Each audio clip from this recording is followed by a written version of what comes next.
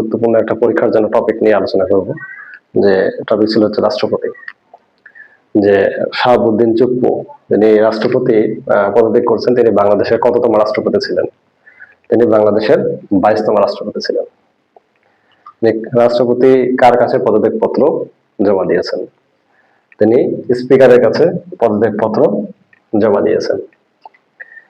বাংলাদেশ সংবিধানের কত নম্বর অনুচ্ছেদ অনুসারে পদত্যাগ পত্র জমা দিয়েছেন? 50-এর 3 নম্বর।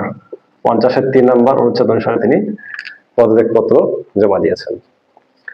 বাংলাদেশের বর্তমানে রাষ্ট্রপতির পদ শূন্য। রাষ্ট্রপতি এর অবর্তমানে কে রাষ্ট্রপতির দায়িত্ব পালন করবে?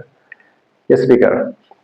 স্পিকার রাষ্ট্রপতির দায়িত্ব পালন করবে, কারণ স্পিকাররা যখন শপথ গ্রহণ করে তখন তারা একই সাথে দুইটাই শপথ গ্রহণ করে যে রাষ্ট্রপতি না থাকলে উনি রাষ্ট্রপতির দায়িত্ব পালন করতে পারবে। বাংলাদেশের সংবিধান অনুসারে একজন ব্যক্তি সর্বোচ্চ কয়বার রাষ্ট্রপতি হতে পারবে? সর্বোচ্চ 2 বার রাষ্ট্রপতি হতে পারবে। রাষ্ট্রপতি নির্বাচিত হন কিভাবে? যে আমাদের দেশে যে রাষ্ট্রপতি আছে সেটা নির্বাচিত হন জাতীয় সংসদ সদস্যদের ভোটে, অর্থাৎ জাতীয় সংসদ সদস্য এদের ভোটের মাধ্যমে রাষ্ট্রপতি নির্বাচিত হবেন। রাষ্ট্রপতির মেয়াদকাল কত বছর? রাষ্ট্রপতির মেয়াদকাল হলো 5 বছর। রাষ্ট্রপতি হওয়ার জন্য একটা ন্যূনতম যোগ্যতার প্রয়োজন হয়।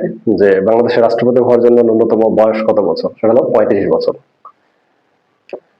রাষ্ট্রপতির জন্য ন্যূনতম 35 বছর বয়স, কিন্তু প্রধানমন্ত্রী হওয়ার জন্য 25 বছর বয়স। অর্থাৎ সর্বনিম্ন 25 বছর বয়স হলে সে ব্যক্তি প্রধানমন্ত্রী হওয়ার যোগ্যতা রাখে। রাষ্ট্রপতি এবং প্রধানমন্ত্রীর বয়সের মধ্যে পার্থক্য হলো 10 বছরের। রাষ্ট্রপতিকে